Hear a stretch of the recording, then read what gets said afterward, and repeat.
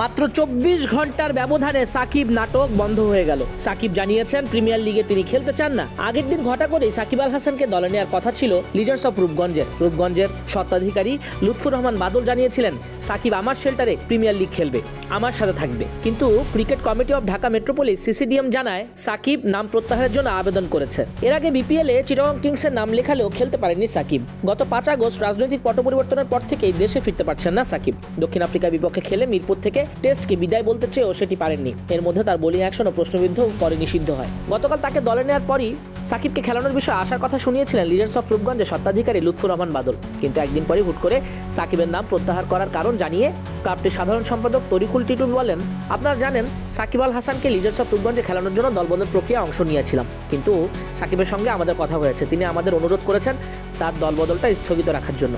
সিসিডিএমকে আমরা চিঠি দিয়ে জানিয়ে দিয়েছি সাকিব প্রিমিয়ার লিগে খেলতে চান না। মার্চের প্রথম সপ্তাহে ঘরোয়া ক্রিকেটের অন্যতম বড় এই আসর মাঠে গড়াবে।